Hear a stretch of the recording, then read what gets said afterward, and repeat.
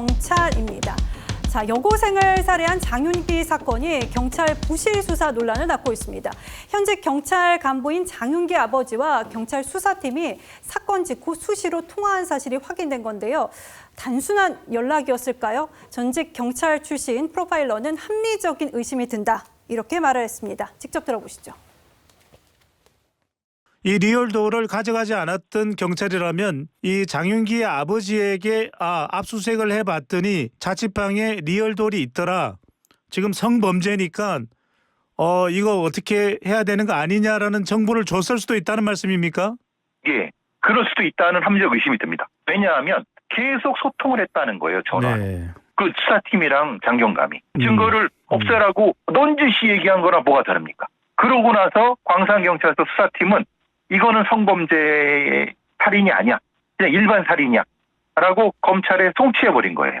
그러면은 이게 앞뒤로 보면 저는 이 둘이 짠 거야 뭐야 이런 의심이 안 들 수가 없는 거예요. 네, 검찰이 장윤기 사건 수사에 착수하면서 이해하기 어려운 일들이 속속 드러나고 있습니다. 자, 지금 속보가 하나 들어왔는데, 자, 신효섭 의원님, 네. 장윤기 사건을 수사한 수사팀장이 지금 오늘 아침에 긴급 체포가 됐습니다. 네, 뭐 다 아시다시피 지금 이 논란이 벌어진 거는 그 범인 장윤기의 아버지가 알고 봤더니 광주에서의 경찰 간부였다. 그런데 그 경찰 간부가 이 장윤기 수사팀하고 수시로 연락을 했다. 지금 예. 여기서 지금 모든 문제가 시작이 된 건데 그걸 계기로 해가지고서 경찰이 자체 감찰을 해왔죠. 그 과정에서 경찰이 감찰 결과 그 광주 광산경찰서의 형사과 소속 A 경감 이 사람이 수사팀장이었는데 이 수사팀장이 증거를 인멸한 그러니까 증거를 없애려 한 그런 혐의가 확인이 돼서 오늘 오전에 긴급 체포했다 이렇게 광주경찰청이 보도자를 통해서 발표를 했습니다. 예. 구체적인 내용을 보면 이 장윤기 사건의 담당 팀장이었던 A 경감인데 지난 5월 5일 사건 직후에 이 장윤기가 쓰던 SUV 차량을 압수수색을 했나 봅니다. 그런데 그 과정에서 일부 증거를 없애려 한 그런 혐의가 발견이 됐다는 거고요. 네. 당시에 이제 범행 도구로 쓰였던 SUV는 물론이고 장윤기의 자취방에서 그 훼손된 리얼돌 이거 좀 민망합니다. 하여튼 예. 그 인형 같은 주요 증거를 신물을 당연히 보존을 해야 되는데 그러지 않고서 수사 초기에 아버지를 비롯한 가족한테 넘겨져 버린 거죠. 그런 부분에서 결국 증거 인멸의 의도가 있다. 증거 인멸의 혐의가 발견됐다. 이렇게 보고서 즉각적으로 오늘 이제 긴급 체포를 했고요. 그다음에 감찰이 본격적으로 이제 수사로 전환이 돼서 이 22명 규모의 수사 전단팀을 편성해서 앞으로 강력하게 수사를 벌여가겠다. 이렇게 광주 경찰청이 방금 전에 발표를 했습니다. 네, 궁금증이 아주 많습니다. 하나하나 좀 따져볼 텐데, 김효선 기자님, 지금 장윤기의 아버지와 경찰 수사팀이 수시로 전화를 했다. 여기까지 드러났는데 경찰이 장윤기 아버지에게 어떤 정보를 어디까지 알려준 겁니까? 네, 일단 한두 가지가 아닙니다. 그리고 그 알려준 그 정보들의 어떤 통로라고 해야 될까요? 경로 자체가 문제인 건데요. 말씀하셨다시피 전화로 모든 것을 알려줬습니다. 일단 짚어보겠습니다. 지역 경찰 간부로 현재 재직 중인 것으로 알려져 있죠. 장윤기 씨 아버지 이야기입니다. 그런데 이 아들에 대해서 구속영장을 신청할 것이다. 그리고 압수수색을 할 예정이다라고까지 알려줍니다. 그러니까 사실 증거 인멸할까 봐 체포를 해놓고 그리고 난 다음에 장윤기를 아버지와 통화를 하게 해주고 여기서 경찰이 직접 앞으로의 수사 일정까지 전해주게 된 꼴이 된 겁니다. 예.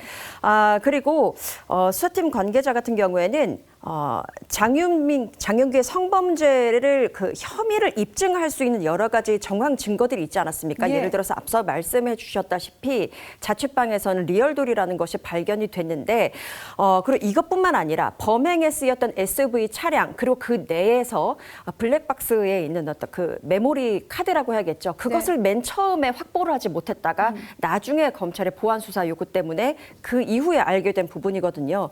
그런 상황에서 또 꼼꼼히도 장윤기 씨 아버지한테는 장윤기의 집 주소와 그리고 비밀번호까지 알려주게 되면서 예. 결국은 증거 인멸을 할 수 있는 기회를 제공한 것이 아니냐라는 지적을 피할 수 없어 보입니다. 네.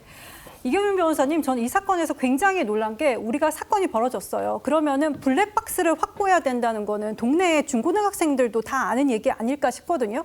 그런데 경찰은 왜 이걸 하지 않고 이 차량을 그냥 장윤기 아버지에게 돌려준 걸까요?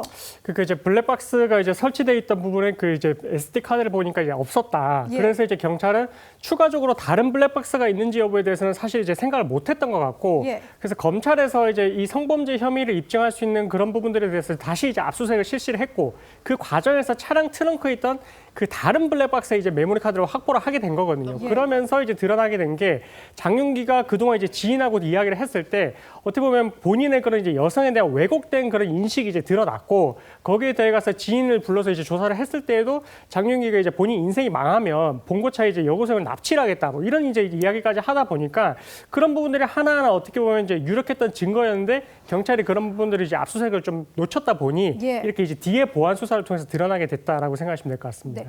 그런데 차량에서 혈흔이 나왔잖아요. 그런데도 이 차를 왜 돌려줬을까요? 그리고 혈흔이 나왔다면 너무나 중요한 증거인데 이거는 압수를 해야 되는 거 아닙니까? 그러니까 경찰은 조금 이제 단편적으로 생각을 한 것 같습니다. 그러니까 살인에 있어가지고 이제 유력한 증거라고 할 수 있는 게 예. 살해 도구라든지 아니면 뭐 피가 묻은 그런 옷가지라든지 이런 부분들에 대해서 한정해서 이제 판단을 했던 것 같고, 차량 같은 경우에는 어떻게 보면은 뒤에 그 범행에 어떻게 보면 이제 이용됐던 수단 정도로 생각을 했는데, 네. 근데 이제 그 인근에 있던 차량 블랙박스를 봤을 때는 이 차량의 뒷좌석이, 그러니까 조수석의 뒷좌석이 열려 있었다라고 하거든요. 예. 조수석의 문이 열려 있었다라는 말은 이 여성을 상대로 해서 어떻게 보면 납치를 통해서 이제 추가적인 그런 범행을 하려고 했었다라는 부분이 간접적으로 드러나는 부분이고, 그래서 검찰 입장에서는 당시 이제 차량 문을 닫았을 때 피해자의 혈흔이 묻었다라는 부분, 이 부분에 대해서도 결국 이제 추가적으로 성범죄의 의도를 입증할 수 있는 그런 간접적인 정황 증거 아니냐 이렇게 지금 파악을 하고 있습니다. 예. 저희가 아마 기억하실 겁니다. 처음에 장윤기가 잡혔을 때 초기에 이렇게 주장했어요. 나는 우발적으로 범행을 한 거다. 맞습니다. 이거 절대로 고의적인 거 아니었다. 그다음에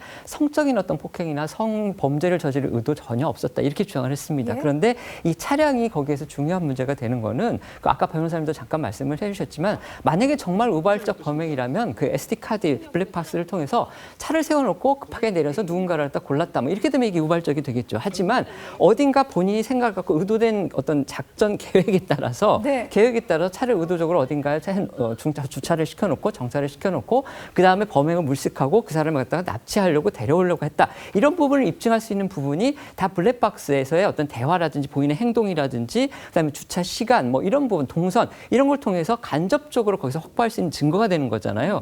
그렇다면 경찰은 그 차량을 반드시 확보를 했어야 되고, 그 차량에 대한 정밀한 분석을 통해서 이 사람이 어떤 의도를 갖고 있는지, 정말 우발적인지 아니면 계획적으로 했는지 이거를 가려낼 수 있는 중요한 그 증거 자료, 입증 자료가 그 차량에 있을 수도 있다. 이렇게 보고 그 전제 아래서 차량을 압수수색한 다음에 정밀 검사를 해야 될 텐데, 그 차를 갖다가 그냥 그런 식으로 압수수색도 제대로 하지 않고서 가족한테 불려줘봤다. 그리고 가족이 그럼으로 인해서 증거를 인멸할 수 있는 기회를 줬다. 지금 이게 문제가 되기 때문에 이 차량 SUV를 갖다가 바로 돌려준, 가족한테 돌려준 문제가 이렇게 큰 어떤 그 결과와 그다음에 논란의 거리가 지금 되고 있다. 이렇게 볼 수가 있겠습니다. 네.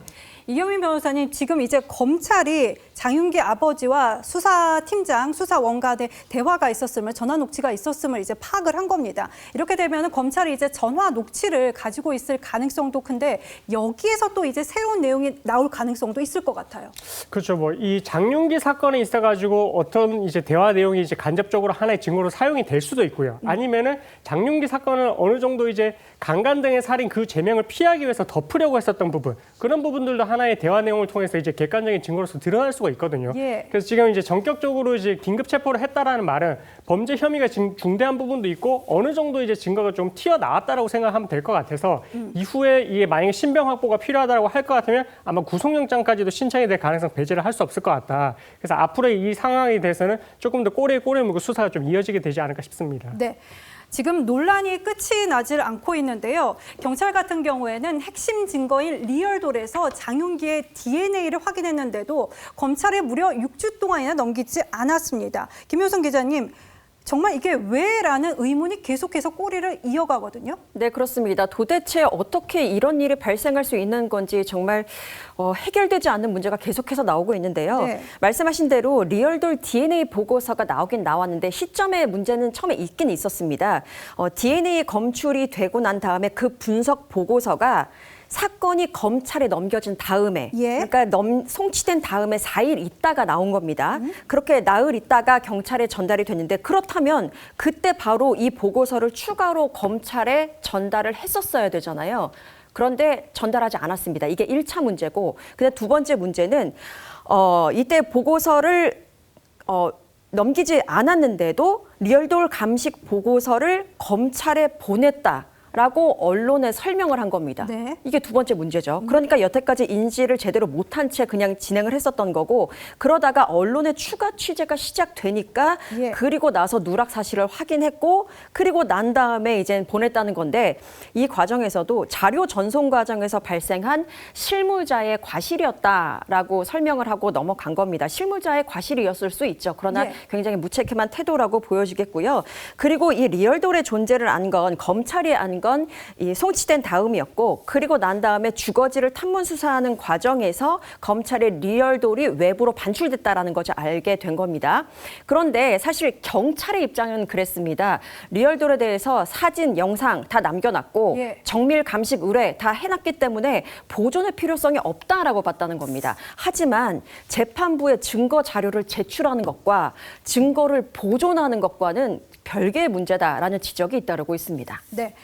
지금 경찰청 감찰이 진행이 되고 있습니다. 수사팀장이 긴급 체포된 상황에서 이게 단순한 부실 수사였는지 아니면은 수사 정보 유출까지 들여다볼 게 있는지 이제 따져보게 될 텐데 신효섭 위원님, 네. 이제 핵심은 뭐가 될까요? 뭘 밝혀내야 되는 겁니까?